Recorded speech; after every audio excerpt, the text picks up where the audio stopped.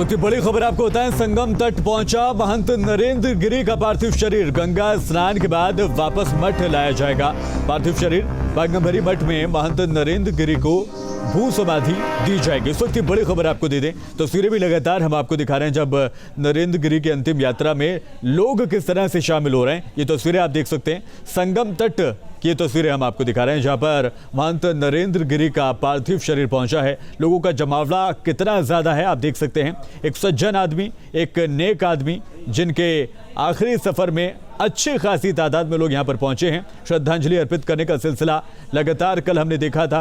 राजनीतिक दलों से लेकर आम आदमी तक तमाम लोगों ने दुख जाहिर किया है और एक ऐसे शख्स को हमने खोया है जिसकी कमी कभी पूरी नहीं की जा सकती। तो प्रयागराज की तस्वीरें हम आपको दिखा रहे हैं। संगम तट पर महंत नरेंद्र गिरी का पार्थिव शरीर पहुंचा हुआ है। हजारों की तादाद में लोग यहां पर आप देख सकते हैं और ये आज की तस्वीरें हम आपको दिखा रहे हैं। आपसे कुछ ही पलों पहले की तस्वीरें हम आपको दिखा रहे हैं और साथ ही आपको बताते चलें कि भू समाधि देने का फैसला कल के लिए किया गया था। 23 तारीख के लिए इसका वक्त निर्धारित किया गया था, लेकिन उससे पहले ही वक्त में तब्दीली की गई है और जो अखाड़ा परिषद की मीटिंग होने वाली थी उसको भी टाल दिया गया है।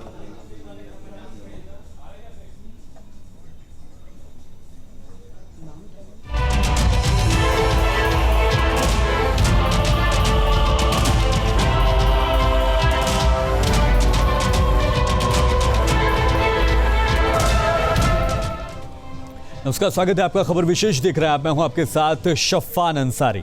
महंत नरेंद्र गिरी की मौत को जितने दिन बीतते जा रहे हैं सस्पेंस उतना ही गहराता जा रहा है। पोस्टमार्टम रिपोर्ट के हवाले से सूत्र बता रहे हैं कि फंदे पर झूलने से उनकी मौत हुई है, लेकिन सवाल पूछने वाले पूछ रहे हैं कि आखिर देश का इतना बड़ा संत आत्महत्या कैसे कर सकता है। बदनामी की थ्योरी भी गले नहीं उतर रही है। उनके साथ वाले ये बता रहे हैं कि बड़े से बड़ा मुद्दा उनके लिए कुछ भी नहीं था, जिसकी छवि पर कोई सवाल नहीं था, भले वो षड्यंत्र से होने वाली बदनामी से क्यों घबरा जाता। सुसाइड नोट के तकनीकी पहलू पर भी तरह तरह के सवाल खड़े हो रहे हैं। इन्हीं मुद्दों पर हम खबर विशेष में बात करेंगे, टटोलने की कोशिश करेंगे कि क्या वजह रही कि वाकई में सुसाइड का जैसा कदम एक संत के द्वारा उठाया जा सकता है। इसी पर बात करेंगे, लेकिन एक रिपोर्ट आपको दिखाते हैं।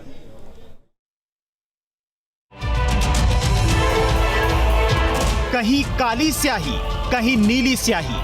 13 तारीख को पहली तारीख और 20 तारीख को आखिरी शब्द। कुछ ऐसा ही है महंत नरेंद्र गिरी का कथित सुसाइड नोट जो मीडिया को मिला। इस सुसाइड नोट के पहले ही हिस्से में लिखा गया है कि मौत से पहले नरेंद्र गिरी दुखी थे। इस हिस्से में लिखा जाता है, मैं दुखी होकर आत्महत्या करने का निर्णय ले रहा हूँ। मेरी मौत के जिम्मेदार आनंद गिरी, आद्या तिवारी और संदीप तिवारी हैं। पुलिस को दी गई तहरीर और इस कागज में एक समानता नजर आती है। दोनों ही जगह आनंद गिरी को जिम्मेदार ठहराया गया है। कथित सुसाइड नोट के मुताबिक नरेंद्र गिरी 13 सितंबर को ही सुसाइड के बारे में सोच चुके थे और पहली बार ऐसा कदम उठाने में उनके कदम डगमगाए। सुसाइड नोट में क्या क्या खुलासे किए गए थे देखिए। 13 सितंबर को आत्महत्या करने जा रहा था, लेकिन हिम्मत नहीं कर पाया। जब भी मैं एकांत में होता हूँ तो मर जाने की इच्छा करती है। आनंद गिरी, आद्या तिवारी और संदीप तिवारी ने मिलकर मेरे साथ विश्वासघात किया। आनंद गिरी ने मेरे ऊपर मनगढ़ंत आरोप लगाए हैं। सुसाइड नोट में आनंद गिरी के साथ ही साथ इस केस में कुछ और नाम भी हैं। आद्या तिवारी, संदीप तिवारी, आदित्य मिश्रा और शैलेंद्र सिंह। इस सुसाइड नोट ने कई उलझन वाले सवालों को जन्म दे दिया है। हालांकि अब तक पुलिस ने ये पुष्टि नहीं की है कि लेटर में मौजूद हैंडराइटिंग नरेंद्र गिरी की है। Team news state. तो परसों रहस्यमय तरीके से मौत होती है और उसके बाद से लगातार सस्पेंस जो है वो गहराता जा रहा है। इसी पर चर्चा करेंगे। आदर्श मिश्रा रहेंगे हमारे साथ फॉरेंसिक एक्सपर्ट के तौर पर। अरविंद जैन रहेंगे जो कि एक्स डीजीपी हैं। सर, स्वागत है आपका। डॉक्टर तोषेंद्र द्विवेदी साहब रहेंगे, मनोवैज्ञानिक के तौर पर हमारे साथ जुड़े। अमित सिंह भी रहेंगे, प्रयागराज से लाइव अपडेट भी हम लेते रहेंगे। सबसे पहले अमित सिंह के पास ही चलते हैं। प्रयागराज में क्या कुछ हो रहा है, अमित सिंह संक्षेप में बताएं।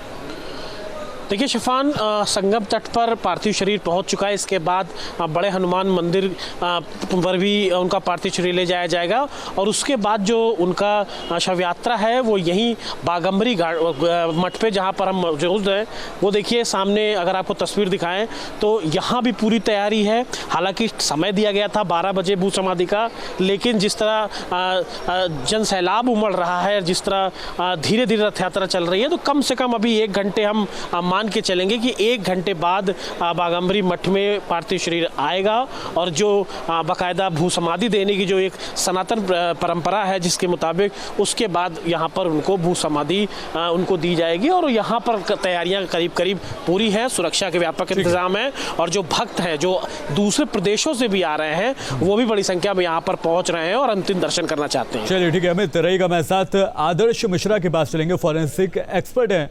सर, पोस्टमार्टम रिपोर्ट आई है जो बताती है कि दम घुटने से मौत हुई है, क्या कहेंगे आप? जी, एक बार क्वेश्चन आप रिपीट कीजिए। सर, जो पोस्टमार्टम की रिपोर्ट है उसी के आधार पर आपसे जानना चाहेंगे, जो शुरुआती जांच में अब बात आ रही है कि पोस्टमार्टम में जो वजह आई है कि वो दम घुटने से मौत हुई है, क्या कहेंगे? जी, दम घुटने के जिसको एस्फिक्सिया बोलते हैं, डेथ ड्यू टू एस्फिक्सिया, इसके कई सारे कारण होते हैं। तो ये सुसाइडल भी होता है, होमिसाइडल भी होता है। मीन्स आदमी खुद से भी जैसे जो फांसी लगाकर मरते हैं तो उसको बोलेंगे कि सुसाइडल है। एंड अगर कोई दूसरा गला घोट के मारता है जिसको स्ट्रैंगुलेशन बोलते हैं मेडिकल टर्मिनोलॉजी में, तो दोनों ही कंडीशन में दम घुटने से ही होता है। इसमें सिर्फ उनका जो कॉज ऑफ डेथ है उसको एस्फिक्सिया बताया गया है, यानी बॉडी में ऑक्सीजन की जो अमाउंट चाहिए वो ना मिल पाना। और वो ना मिल पाने के बहुत सारे कारण होते हैं, जैसे हैंगिंग हो गया, स्ट्रैंगुलेशन हो गया, या गैरेटिंग इस तरीके के, या फिर स्मूदरिंग जैसे मुंह बंद कर देना, इस तरीके कई सारे पैरामीटर्स होते हैं। ये सारे के सारे एस्फिक्सिया यानी दम घुटने के अंडर ही ये सब चीजें आती हैं। तो इससे दम घुटने से ये नहीं कह सकते कि ये सुसाइडल है या होमिसाइडल है। सुसाइडल के अपने अलग बहुत सारे फाइंडिंग्स होते हैं और जो होमिसाइडल होता है यानी अगर मर्डर वगैरह किया गया है तो उसके अपने अलग पैरामीटर्स हैं। तो उसमें जो बाकी बॉडी में मर्डर होता तो बॉडी पर कोई ऐसे निशान तो होते जिसमें स्ट्रगल जाहिर होता कि स्ट्रगल किया गया, मार्क्स वगैरह होते हैं जी। बिल्कुल, देखिए अलग अलग पैरामीटर्स होते हैं। अगर कोई सुसाइडल होता है तो ज्यादातर उसमें स्ट्रगल मार्क्स नहीं होते, सिर्फ लिगेचर मार्क है। अब जैसे अगर कोई गला घोट कर मारता है तो उसमें जो लिगेचर मार्क होता है वो ओ शेप में होता है, पूरा सर्कुलर लाइन बनाता है जी। लेकिन जो अगर कोई सुसाइडल है उसमें वी शेप का ही मिलता है लिगेचर मार्क्स। तो ये पोस्टमार्टम रिपोर्ट से क्लियर हो जाएगा कि उसमें जो लिगेचर मार्क है वो किस तरीके का बनाया गया है। अभी मैंने उसका पोस्टमार्टम की रिपोर्ट नहीं देखी, अगर वो मेरे पास रिपोर्ट होती तो मैं ज्यादा बेटर उसमें बताता कि उसमें किस तरीके का लिगेचर मार्क है और बॉडी में कोई फिजिकल इंजरीज है या कोई हेजिटेशन मार्क्स या कोई इस तरीके के मार्क्स है या नहीं है। ठीक है, अरविंद जैन का रुख करेंगे, एक्स डीजीपी हमारे साथ। सर, डीजीपी रहे हैं आप राज्य के, बहुत तजुर्बा है आपको, आप क्या कहेंगे? परसों से इस मौत की गुत्थी जो है वो उलझती हुई दिखाई दे रही है, आप क्या कहेंगे? आपका एक्सपीरियंस क्या कहता है? नहीं, उलझती नहीं दिख रही है। देखिए, ये तो बड़े सेंसिटिव केसेस हैं, एक एक कदम के रखा जाता है जी। एसआईटी का गठन हो गया है, 4 सीनियर ऑफिसर इलाहाबाद के, एडीजी, आईजी, डीआईजी और कमिश्नर, उनकी कमेटी बना दी गई। माननीय मुख्यमंत्री जी कल खुद वहां पे गए और उन्होंने जनता को, सभी साधु संतों को आश्वस्त किया है। इसमें सच्चाई तो सामने आनी है, एक एक करके सब चीजें निकल के आएंगी। इसमें जो सुसाइड नोट है उसका हैंडराइटिंग एक्सपर्ट से मिलान कराया जाना बड़ा आवश्यक है, क्योंकि इसी के ऊपर सारा निर्भर करेगा। अगर आपको ये लगता है, ये फाइंडिंग में कल आता है जी कि ये उनकी हैंडराइटिंग नहीं है और ये फेक सुसाइड नोट है, तो जो इस नोट के जो बेनिफिशियरी हैं वो सबके सब जो है एक्यूज्ड बन जाएंगे और जो अभी एक्यूज्ड बने हैं ये सबके सब रिहा होंगे जी। तो ये बड़ा एक अभी ये देखना पड़ेगा कि उनकी लिखाई के सैंपल्स मिल पाएंगे कि नहीं मिल पाएंगे, क्योंकि हैंडराइटिंग एक्सपर्ट तभी उसका मिलान कर पाते हैं। बहुत सिग्नेचर्स चाहिए होते हैं तब जाके उससे मिलान होता है। जी। तो अब ये सब बिंदु हैं। बाकी अपना उनकी कॉल डिटेल्स वगैरह एग्जामिन हो रही है, वीडियोस एग्जामिन हो रहे हैं, किससे उन्होंने बात की, किसके फोन इनके पास आए, हर एंगल पे पुलिस छानबीन कर रही है और मेरे ख्याल से गुत्थियां सुलझ रही हैं और 1-2 दिन में सारी स्थिति स्पष्ट होनी चाहिए। ठीक है, डॉक्टर तोषेंद्र द्विवेदी का रुख करेंगे, मनोवैज्ञानिक के तौर पर हमारे साथ जुड़े हैं। सर, आपसे जानना चाहेंगे मनोवैज्ञानिक के तौर पर साइकोलॉजी क्या कहती है? एक संत आदमी, एक महात्मा आदमी जो दुनिया के मोह से बिल्कुल अलग है, वो अपनी शांति से सादा सा जीवन वो गुजारता है, क्या वाकई में कोई इतना परेशान हो सकता है? क्या डिप्रेशन का कोई शिकार ऐसे हो सकता है कि सुसाइड कर ले? वो भी वो शख्स जो तमाम लोगों को राह दिखाता है कि मौत किसी भी चीज़ का सॉल्यूशन नहीं है। जी नमस्कार शफान। सबसे पहले तो मैं दिवंगत महंत नरेंद्र गिरी जी की आत्मा की शांति के लिए नमस्कार और प्रार्थना करूंगा। आपने बहुत सही प्रश्न पूछा कि ये काफ़ी हद तक मेरा मत ये है कि ये सुसाइड हो सकता है, क्योंकि जो प्लान्ड सुसाइड होता है ये that may be because of the ongoing depression और स्ट्रेस। और जैसे कि महंत जी के सुसाइड नोट को अगर हम लोग माने तो उसमें लिखा है कि मैं पहले भी सुसाइड करने का प्रयास किया था, लेकिन ये संभव है कि उनके जो रेजिस्टेंसेस थे वो मेल्ट कर गए हों और उनको लॉस ऑफ फियर ऑफ वो शर्मिंदगी और लोकलाज का भय और आदर्शवादी व्यक्तित्व जो होते हैं उनके लिए उनके उसूल, उनके सिद्धांत, उनकी वैल्यूज़ ही सब कुछ होती हैं। और जो नाम और यश कमाया है उसका लॉस और लोग क्या सोचेंगे इसका भय भी एक वजह हो सकता है, क्योंकि उनका कमाई, उनकी इज्जत, उनकी आन बान शान है और हमारी बॉडी वैसे ही रिस्पॉन्ड करती है जो हम इमेजिन करते हैं, जैसे कि हम रियल लाइफ में करें। तो इस चीज़ भय और अपयश का भय, लोकलाज का भय, आपको पता है वो अखाड़े के थे और बाघंबरी पीठ के महंत भी थे, तो इस आने वाले भय की चिंता और फियर ऑफ लॉस के कारण ये संभव है कि उन्होंने ये सुसाइड जैसा अटेम्प्ट लिया हो। क्योंकि प्लान्ड सुसाइड जो होता है वो लगातार डिप्रेशन में कंटिन्यू करता है और एक स्टेज के बाद जब आपके रेजिस्टेंसेस ड्राई हो जाते हैं, जब आपका लॉस ऑफ होप होता है और उस स्टेज में आप ये स्टेप लेते हैं, तो क्योंकि सडन सुसाइड जो होता है वो mental health issues, borderline personality या बाइपोलर डिसऑर्डर और जैसा कि हमको मालूम है कि वो इतने बड़े महंत और पीठ के वो मानसिक रूप से स्वस्थ व्यक्ति थे, तो ये प्लान्ड सुसाइड हो सकता है क्योंकि उनको डिप्रेशन था और वो तनाव में थे, अति तनाव में थे। पास्ट में भी उनको ऐसे सुसाइडल थॉट्स आए थे, इसलिए इस संभावना से इनकार नहीं किया जा सकता है कि ये सुसाइड हो सकता है। ठीक है, प्रयागराज चलते हैं, अमित के पास चलते हैं। हमारे संवाददाता मौजूद है हमारे साथ। अमित, भू समाधि जो दी जानी है उसके लिए क्या वक्त तय किया गया?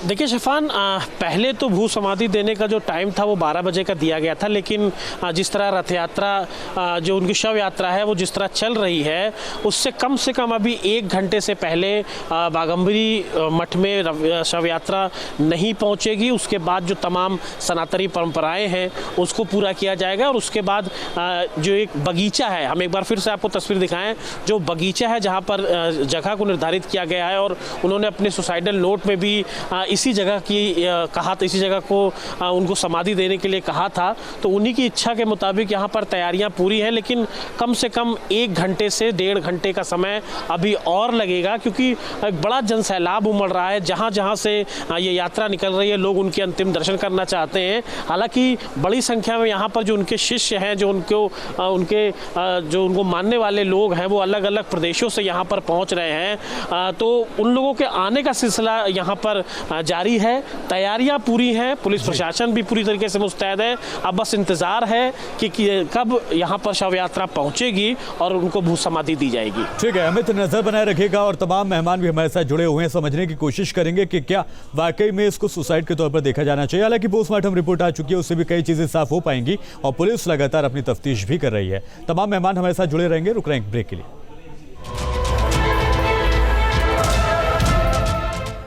और चलिए ब्रेक के बाद बढ़ते हैं आगे। तमाम मेहमान हमारे साथ जुड़े हुए हैं, लेकिन चर्चा भी करेंगे। लेकिन उससे पहले एक रिपोर्ट आपको दिखा दें। दरअसल महंत नरेंद्र गिरी की मौत के मामले में कई ऐसे सवाल हैं जिसका जवाब पुलिस अभी खोज नहीं पाई है। सुसाइड नोट पर भी कई सवाल उठ रहे हैं। सुसाइड और सवालों की लंबी फहरिस्त है जिसका जवाब ढूंढना अभी बाकी है। 12 पन्नों के इस सुसाइड नोट पर अगर गौर करें तो ये बात सामने आती है कि ये सुसाइड नोट 13 तारीख को लिखना शुरू किया गया और 20 तारीख को इसके आखिरी अल्फाज लिखे गए और इसी से कई अनसुलझे सवाल सामने आ रहे हैं। सुसाइड नोट लिखने में 2 रंग की स्याही का इस्तेमाल, नीले और काले दोनों रंग के पेन का इस्तेमाल, हस्ताक्षर लाल रंग के पेन से किए गए, हर पेज पर अलग अलग तरह के हस्ताक्षर। सुसाइड लेटर बार बार लिखकर किसने मिटाया? कुछ लोगों का दावा है कि नरेंद्र गिरी लिखना नहीं जानते थे, तो सुसाइड नोट कैसे लिखा? क्या क्राइम सीन से छेड़छाड़ हुई? क्या प्रॉपर्टी विवाद में हुई महंत की हत्या? पोस्टमार्टम में देरी से नहीं मिल पाएगी ठोस वजह। आखिर किस अपमान से आहत थे महंत नरेंद्र गिरी? कथित सीडी से ब्लैकमेल का एंगल क्या? सुसाइड नोट कम वसीयतनामा ज्यादा दिखता है। आप अगर इसमें देखें कि ये कोई भी जो सुसाइड लिखेगा हर पन्ने पे हस्ताक्षर नहीं बनाएगा। दूसरी चीज, ये जो एक तो तरफ ये कहा जाता है कि महाराज जी लिखना पढ़ना नहीं जानते थे, दूसरी तरफ जो पुलिसिया भाषा होती है S/O सन ऑफ, अगर पुत्र लिखा जाता है S/O, क्या इतनी बारीकी से लिखने की आवश्यकता थी? फलाने S/O लिखने की जरूरत है? मुझे इसमें मैं अभी बात व्यक्त नहीं करूंगा, लेकिन ये एक विशेष शैली और विशेष बैकग्राउंड के लोग S/O लिखते हैं, इसलिए मामला काफी नैरो डाउन हमें लग रहा है, क्योंकि इसकी साइंटिफिक एग्जामिनेशन के साथ कुशल विवेचक अगर देख ले हैंड राइटिंग से कौन लाभान्वित हो रहा है और किसके ऊपर गाज गिर रही है, आप अपने निष्कर्ष खुद निकाल सकते हैं। दावा किया जा रहा है कि सुसाइड नोट खुद नरेंद्र गिरी ने अपने लेटर पैड पर लिखा था, लेकिन सुसाइड नोट के साथ कई अनसुलझे सवाल हैं जिनके जवाब का इंतजार सबको है। Team news state. Adarsh Mishra के पास जाऊंगा। सर, बिल्कुल संक्षेप में सुनना चाहूंगा, क्या जो आदमी बिल्कुल लिख नहीं सकता, जिसके शिष्य ये बताते हैं कि वो अनपढ़ थे, सिर्फ सिग्नेचर किया करते थे, क्या वो इतना बड़ा लेटर लिख सकता है? बहुत संक्षेप में सर। जी देखिए, अगर जो हैबिचुअल राइटर नहीं है, यानी जो रेगुलर नहीं लिखता, तो उसके लिए 8 पेज का या 12 पेज का ये जो सुसाइड नोट है लिखना बहुत ही मुश्किल है। एक चीज मैं अभी और आपको बताना चाहूंगा, जस्ट मैंने अभी इस चीज को एग्जामिन किया, मेरे सामने ये डॉक्यूमेंट्स पड़े हुए हैं। मेरे पास एक ये 9 तारीख का एक FIR। सर, आपको रोकना चाहूंगा, इस बीच धौलाना लिए चलते हैं। सीएम योगी आदित्यनाथ यहाँ पर पहुंचे हैं। दरअसल हापुड़ पहुंच रहे हैं सीएम योगी आदित्यनाथ को धौलाना पहुंच चुके हैं और वहां की तस्वीरें भी हम आपको सीधा दिखाते हैं। जिला के अध्यक्ष से उमेश राणा जी, जिला प्रभारी मान सिंह गोस्वामी जी, प्रदेश मंत्री चंद्रमोहन जी, श्रीमती लज्जा रानी गर्ग जी, YP सिंह जी, प्रफुल्ल सारस्वत जी, श्रीमती गीता गोयल जी, हरिराज सिंह जी, पूर्व विधायक धर्मेश तोमर जी, निशांक ससोदिया जी, श्रीमती ममता तेवतिया जी, श्रीमती कृष्णा देवी जी, पूर्व विधायक प्रशांत चौधरी जी और भारी संख्या में मौसम की विपरीत परिस्थितियों का सामना करते हुए आज इस धौलाना विधानसभा क्षेत्र में आयोजित इस कार्यक्रम में उपस्थित धौलाना विधानसभा क्षेत्र और जनपद हापुड़ से जुड़े हुए सभी उपस्थित भाइयों बहनों, आप सबके उत्साह को मैं नमन करते हुए लगभग 340 करोड़ रुपए की परियोजनाओं का लोकार्पण और शिलान्यास का कार्यक्रम आज यहाँ संपन्न हो रहा है। इसके लिए आप सबको बधाई देता हूँ, आप सबका अभिनंदन भी करता हूँ। भाइयों बहनों, जब मैं आज प्रातः गाजियाबाद से नोएडा के लिए प्रस्थान कर रहा था, तब मुझे बताया गया था कि मेरठ, हापुड़ और आसपास के क्षेत्र में भारी बरसात हो रही है और मुझे स्वयं इस बात के लिए मैं सशंकित था कि पता नहीं मौसम की इन विपरीत परिस्थितियों में यहाँ का एक कार्यक्रम, पिलखुआ का एक कार्यक्रम आयोजित हो पाएगा कि नहीं हो पाएगा, क्योंकि कार्यक्रम स्थल पर पानी भर गया था, चारों ओर मूसलाधार बारिश थी। लेकिन आप सब ने इस सब के बावजूद जो उत्साह दिखाया, मुझे लगता है कि इंद्र भगवान भी आप ही के स्वागत के लिए बरस रहे थे।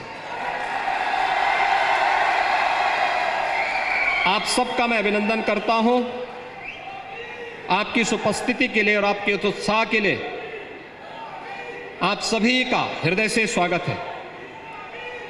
भाइयों बहनों,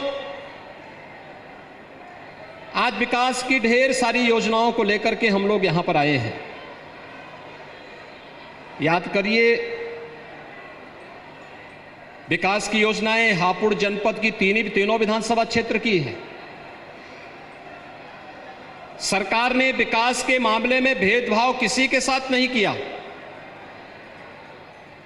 लेकिन अगर धौलाना विधानसभा क्षेत्र से भी भारतीय जनता पार्टी का विधायक होता तो संभवतः विजयपाल आरती और कमल मलिक की तरह ही उसकी प्रॉपर पैरवी करके बड़ी बड़ी परियोजनाओं को यहां पर भी लाने का काम किया होता और विकास की योजनाओं का लाभ और तेजी के साथ मिलता।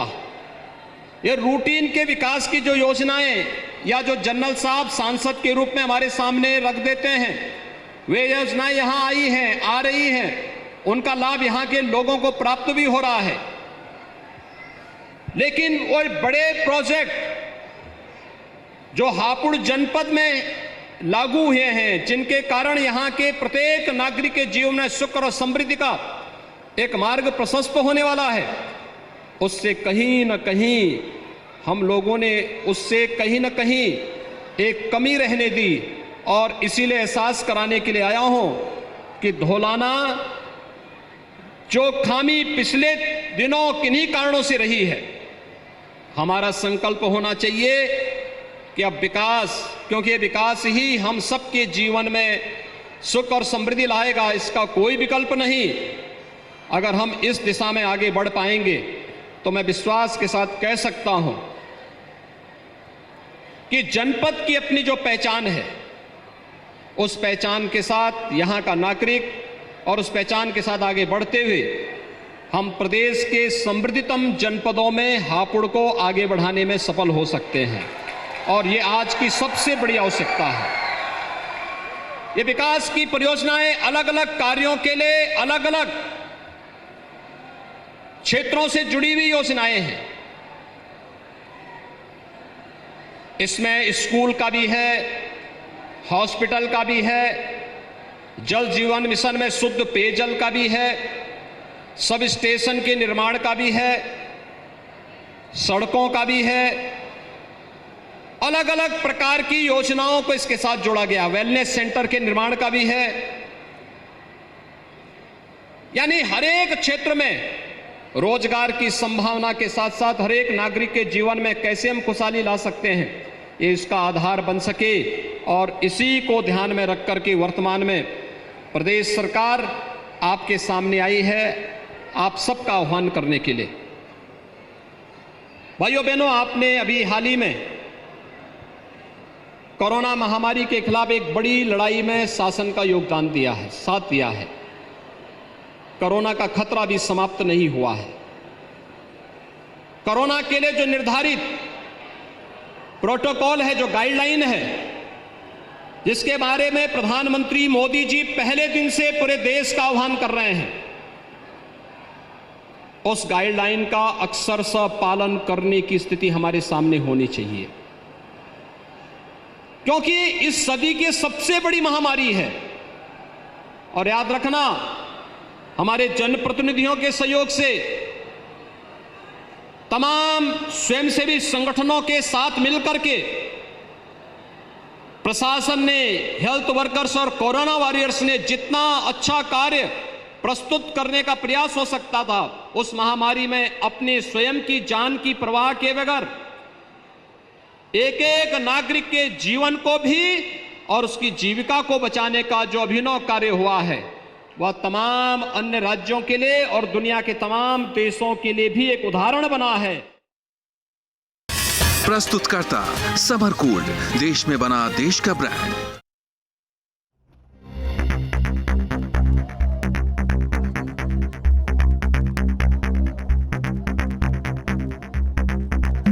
मठ में दी जा रही समाधि। महंत नरेंद्र गिरी मौत मामले में बड़ा खुलासा, पोस्टमार्टम की सामने आई प्रारंभिक रिपोर्ट सूत्रों के मुताबिक दम घुटने से हुई मौत। ग्रेटर नोएडा के बाद हापुड़ पहुंचे सीएम योगी आदित्यनाथ, दी करोड़ों की सौगात, लाभार्थियों को बांटे प्रमाण पत्र। ओवैसी के संभल दौरे से पहले शुरू हुआ विवाद, समर्थकों ने लगाए पोस्टर, संभल को लिखा गाजियों की धरती आज संभल आएंगे एआईएम अध्यक्ष। अवैध धर्मांतरण मामले में मेरठ से मौलाना कलीम गिरफ्तार, कई सालों से अवैध धर्मांतरण कराने का आरोप, विदेशों से फंडिंग आने की पुष्टि।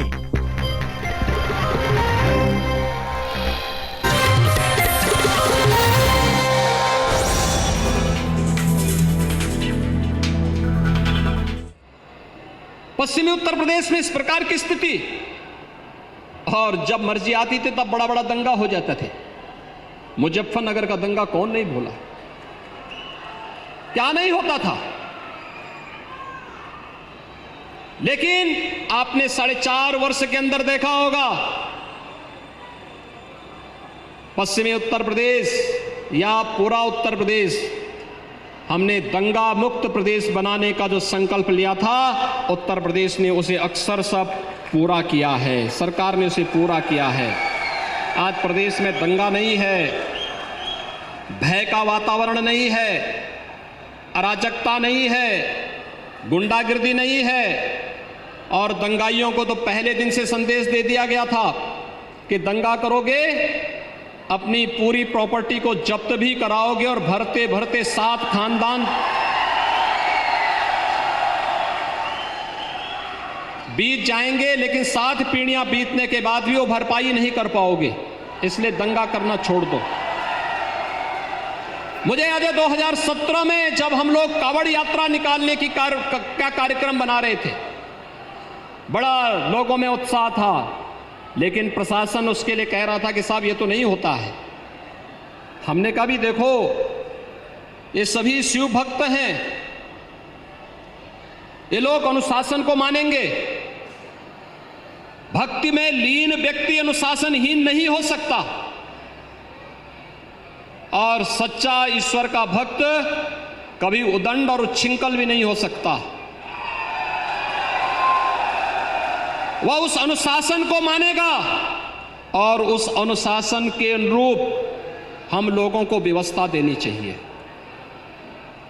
मैं देख के ताज्जुब कर रहा था, वही पिछली परिपाटी, नहीं घंटा नहीं बजेंगे, संघ नहीं बजेगा, जुलूस नहीं निकलने देंगे, डीजे नहीं बजने देंगे। मैंने कहा भी अब आप इसको अलग रखिए, मैं आदेश कर रहा हूं, ये सब बजेंगे और पूरी भव्यता के साथ यात्रा निकलेगी। भाइयों बहनों, आपने देखा होगा गाजियाबाद से हरिद्वार के बीच 4 करोड़ श्रद्धालु शामिल होते हैं। कहीं कोई उपद्रव नहीं, कहीं कोई अराजकता नहीं, कहीं कोई असुरक्षा नहीं। हर एक व्यक्ति अपने आप को सुरक्षित महसूस करता हुआ जाता है, और व्यापारिक संगठनों के द्वारा, स्वयंसेवी संगठनों के द्वारा, सामाजिक संगठनों के द्वारा उनके आवभगत के लिए जिस प्रकार से स्वागत के कार्यक्रम होते हैं वह अभिभूत करने वाला होता है। ये आस्था, ये भारत की सबसे बड़ी ताकत है, और इसी आस्था का सम्मान करने के लिए आज आप देखते होंगे दुर्गा पूजा का आयोजन हो, गणेश पूजा का कार्यक्रम हो, दीपावली के समय लक्ष्मी पूजा का कार्यक्रम हो, या फिर कावड़ यात्रा का कार्यक्रम, ये सभी सकुशल संपन्न हो रहे हैं। कहीं कोई इसमें समस्या नहीं है। और हमने तो सबसे कहा है, हर वर्ग, हर मत, हर मजहब के लोग अपने अपने पर्व और त्योहारों को शांतिपूर्ण तरीके से मनाएं, कोई बाधा नहीं। कानून के दायरे में रह करके हम पर्व और त्योहार मनाएं। सरकार की जिम्मेदारी बनती है उनको सुविधा भी दें और सुरक्षा का भी उचित माहौल उनके सामने प्रस्तुत करें। और भाइयों बहनों, ये उत्तर प्रदेश में भारतीय जनता पार्टी की सरकार ने इस प्रकार का वातावरण आपको बना करके दिया है, और मैं यही आज आपसे कहने के लिए आया हूं। हमें याद रखना होगा, कोई व्यक्ति हो, हर एक व्यक्ति को इस बात को ध्यान रखना होगा, हमारी पहचान व्यक्तिगत पहचान नहीं हो सकती। हमारी पहचान देश की पहचान से बड़ी नहीं हो सकती। हमारी व्यक्तिगत उपासना विधि राष्ट्र से बड़ी नहीं हो सकती। हर व्यक्ति अपनी पहचान को बना ले, अपनी जातीय पहचान को भी बनाए, लेकिन अपनी उपासना विधि को भी अपने अनुरूप उसे आगे बढ़ाने की पूरी स्वतंत्रता है, लेकिन हम सबको याद रखना होगा कि हमारी व्यक्तिगत पहचान, हमारी जातीय पहचान, हमारा उपासना विधि की पहचान हमारी राष्ट्र की एकता और अखंडता, राष्ट्र की सुरक्षा में बाधक नहीं बननी चाहिए। हमारे लिए राष्ट्र धर्म सर्वोपरि होना चाहिए और उस राष्ट्र धर्म के प्रति जब श्रद्धा और सम्मान का भाव, एक समर्पण का भाव हमारे मन में होगा, दुनिया की कोई ताकत आपका बाल बांका नहीं कर पाएगी। और वर्तमान भारत आज उस दिशा में तेजी के साथ आगे बढ़ रहा है। ये जातिवाद की राजनीति, मत और मजहब की राजनीति, महापुरुषों को जातीय दायरे में कैद करने की राजनीति, ये बंद होनी चाहिए। महापुरुष किसी जाति का नहीं होता, महापुरुष तो पूरे समाज का होता है, पूरे राष्ट्र का होता है, और उसे भरपूर सम्मान दीजिए। उनका त्याग, उनका बलिदान देश के लिए हुआ है, धर्म के लिए हुआ है। पूरे समाज की जिम्मेदारी बनती है कि हम उन्हें सम्मान दें, उन्हें आगे बढ़ाएं।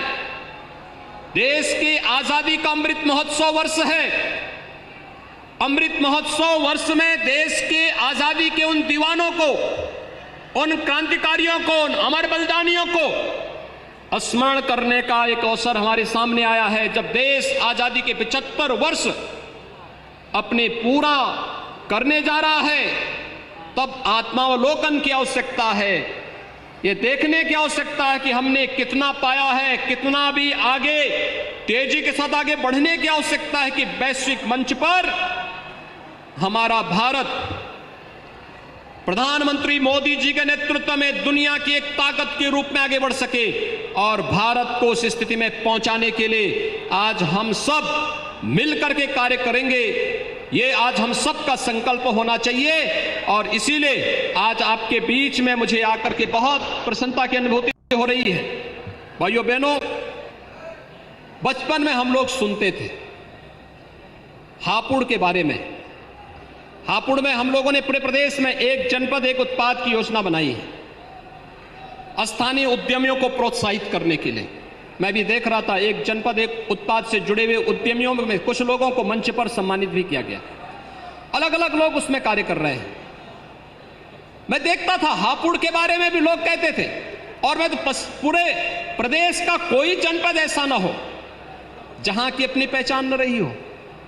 हापुड़ के बारे में लोग मानते, शुरू में मानते थे, कितना लोगों ने, देखिए घर घर किस प्रकार से लोगों ने स्वतः स्वावलंबन का मार्ग प्रशस्त किया था। हम पिलखुआ में यहां का जो कपड़ा उद्योग है, यहां का जो हथकरघा है, यहां का जो हैंडलूम है, इससे बनी हुई चादरें, इससे बनी हुई ताउल पूरे देश के अंदर विख्यात हुआ करते थे। और भाइयों बहनों, भारत का कोई घर नहीं होगा जहां पर हापुड़ के पापड़ लोगों के स्वाद को आगे बढ़ाने में उपयोगी साबित न होते रहे होंगे। याद करिए, स्थानीय स्तर पर ये सभी काम हमारी माताएं संपन्न करती थी। वे इस कार्यक्रम को आगे बढ़ाती थी। एक एक परिवार स्वयं स्वावलंबन के साथ आगे बढ़ते हुए प्रत्येक व्यक्ति को आत्मनिर्भरता की ओर अग्रसर करता था। और हम लोग इसी दिशा में आगे बढ़ रहे हैं। मेरठ में जाते थे, मेरठ की रेवड़ियां किसको याद नहीं होंगी, लेकिन समय के अनुरूप हम लोग आधुनिक खान पान की तरफ बढ़ते गए, अपनी उन स्थितियों से पीछे हटते गए, और आज देखते ही देखते नए तरीके से चीजें देखती हैं। हम सबको अपनी उन पुरानी उत्पाद को फिर से आगे बढ़ाने की दिशा में प्रयास करना होगा। ये घर घर में यह कार्य हो सकता है। हर परिवार को, स्वयंसेवी समूह को इस दिशा में आगे बढ़ाया जा सकता है। राज्य सरकार ने दिशा में प्रयास प्रारंभ किए हैं। उत्तर प्रदेश एक जनपद एक उत्पाद के कार्यक्रम को आगे बढ़ाने के बाद देश के अंदर एक्सपोर्ट के एक हब बनने की ओर अग्रसर है। 1,21,000 करोड़ रुपए के उत्पाद को उत्तर प्रदेश आज के दिन पर दुनिया के विभिन्न देशों को एक्सपोर्ट कर रहा है। इतनी बड़े पैमाने पर एक्सपोर्ट उत्तर प्रदेश में लोगों के लिए कौतूहल और आश्चर्य का विषय बना हुआ है, लेकिन ये सच्चाई है, ये हो भी रहा है। और इसलिए भाइयों बहनों, आज के इस अवसर पर मैं आप सबको इस बारे में आह्वान करूंगा, हमें विकास के पर फोकस करना होगा। जैसे यहां पर इस लोकसभा सीट पर general doctor VK Singh ji के नेतृत्व में लगातार यहां के विकास के लिए प्रयास हो रहे हैं। हमारे दोनों विधायक श्री विजयपाल आड़ती और श्री कमल मलिक के दोनों लगातार विकास के लिए समर्पित भाव के साथ कार्य कर रहे हैं। हमारे एमएलसी श्री दिनेश गोयल जी लगातार इस दिशा में प्रयास कर रहे हैं। लगातार बनने के बाद से जब भी लखनऊ में मुलाकात होती है, विकास की किसी न किसी जनपद की योजना को लेकर के अवश्य बात करते हैं। कैप्टन विकास गुप्ता जब इस क्षेत्र में, जब लखनऊ में आते हैं, कृषि क्षेत्र में क्या सुधार हो सकते हैं, क्या हम नयापन दे सकते हैं, इस दिशा में भी उनके द्वारा निरंतर सरकार को सुझाव भी दिए जाते हैं और सरकार के द्वारा जो कार्य योजना तैयार की जाती है उसको मजबूती के साथ लागू करने के लिए उनके द्वारा अपने स्तर पर प्रयास भी होते हैं। हर एक नागरिक को जुड़ना होगा इन सब के साथ और आज उसी दिशा में आगे बढ़ते हुए राज्य सरकार तेजी के साथ आगे बढ़ रही है। भाइयों बहनों, अच्छे जनप्रतिनिधि चुने जाते हैं तो अच्छी सरकार आती है। अच्छी सरकार आती है तो अच्छा कार्य भी होता है, विकास भी होता है, सुरक्षा का माहौल भी बनता है, सुशासन के लक्ष्य को भी प्राप्त किया जाता है। आपने 2014 में प्रधानमंत्री के रूप में मोदी जी को अपना समर्थन दिया। भारतीय जनता पार्टी के सांसद चुने गए। जनरल वीके सिंह जी, श्री राजेंद्र अग्रवाल जी, ये सभी लोग सांसद के रूप में चुने गए। डॉक्टर महेश शर्मा जी, ये सभी लोग चुने गए। 2019 में आपका आशीर्वाद फिर प्राप्त हुआ और आपने देखा होगा मोदी जी ने जो कहा सो करके दिखाया। कश्मीर में धारा 370 आतंकवाद की जननीति सदैव के लिए समाप्त हो गई, सदैव के लिए समाप्त कर दिया गया। आज कश्मीर लोकतांत्रिक प्रक्रिया के साथ जुड़ करके विकास की मुख्य धारा का साक्षी बना हुआ है। इसी प्रकार से आपने देखा होगा 500 वर्षों से अयोध्या में श्री राम जन्मभूमि पर भव्य मंदिर के निर्माण का मार्ग प्रशस्त हो, पिछली सरकारें लटकाने का काम करती थी, भटकाने का काम करती थी, लड़ाने का काम करती थी। लोग बड़ी बड़ी बातें कर रहे थे, अयोध्या में राम मंदिर का फैसला आ जाएगा तो खून खराबा हो जाएगा। हमने कभी कुछ नहीं होने वाला जी, फैसला आएगा, अयोध्या में भगवान राम का भव्य मंदिर का निर्माण होगा। और मुझे बताते हुए प्रसन्नता है भाइयों बहनों, अयोध्या में भगवान राम का भव्य मंदिर, दुनिया का सबसे भव्य मंदिर और सबसे विशाल मंदिर का निर्माण अयोध्या में रामलला की जन्मस्थली पर हो रहा है। कौन ऐसा भारतीय है जो अयोध्या में रामलला के भव्य मंदिर से प्रफुल्लित न हुआ हो, वह भारत का हो, भारत के बाहर का हो। बड़ी उत्साह और उमंग लोगों में है। और हमें याद रखना होगा, आज जो भी चल रहा है वर्तमान में, आपने देखा होगा एक तरफ राष्ट्र निर्माण को, राष्ट्र भारत को नए भारत की ओर, एक भारत श्रेष्ठ भारत की ओर प्रधानमंत्री मोदी जी के नेतृत्व में भारत सरकार तेजी के साथ आगे बढ़ाने का कार्य कर रही है। उत्तर प्रदेश उसका अनुसरण करते हुए तेजी के साथ विकास, सुरक्षा और सुशासन के एक नए मॉडल के रूप में खड़ा हो रहा है। लेकिन फिर भी कुछ तत्व हैं जिनको भारत का विकास अच्छा नहीं लगता। वे कहीं ना कहीं इन सब कार्यों में बाधक बनने का प्रयास कर रहे हैं, कहीं ना कहीं प्रयास कर रहे हैं। हमें उनको पहचानना होगा। हमें पहचानना होगा कौन लोग हैं जो तालिबान की बर्बरता का समर्थन कर रहे हैं। तालिबान के समर्थन का मतलब एक हिंसक बर्बर, भारत विरोधी, मानवता विरोधी, महिला विरोधी और बच्चों के विरोधी जो कृत्य हैं वह आज आपको देखने को मिल रहा होगा। किस प्रकार से जुल्म ढाए जा रहे हैं, किस प्रकार के अत्याचार हो रहे हैं। और कुछ लोग हैं बेशर्मी के साथ तालिबान का समर्थन किए जा रहे हैं। ये स्वीकार्य नहीं हो सकता। भाइयों बहनों, हमें सतर्क रहना होगा। ये तालिबान समर्थक जो लोग इस प्रकार के गलत कृत्यों का समर्थन करते हुए घुसपैठ बनाने का प्रयास कर रहे हैं, इनसे सतर्क रहिए। मैं आज के दिन पर आप सबको इस बात के लिए आश्वस्त करने के लिए आया हूं। 2014 के बाद देश के अंदर राजनीतिक एजेंडे को प्रधानमंत्री मोदी जी ने बदला है। आज प्रदेश की सरकार पिछले 4.5 वर्ष के अंदर गांव के लिए, गरीब के लिए, किसान के लिए, नौजवान के लिए, महिलाओं के लिए, समाज के प्रत्येक तबके के लिए जिन भी कार्यक्रमों को लेकर के आगे बढ़ी है, सर्वत्र उसकी प्रशंसा हुई है।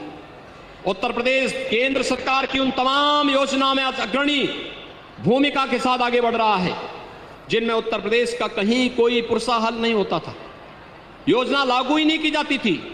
प्रधानमंत्री आवास की योजना हो, उज्ज्वला योजना हो, स्वच्छ भारत मिशन में गरीब परिवारों के लिए शौचालय बनाने का कार्यक्रम हो, नौजवानों के नौकरी और रोजगार के मामले हो, और जब सुरक्षा का वातावरण नहीं था तो भाइयों बहनों उत्तर प्रदेश के अंदर तब निवेश भी नहीं आता था। आज तो हमने 3 लाख करोड़ रुपए से अधिक का निवेश उत्तर प्रदेश के अंदर कराने में सफलता प्राप्त की।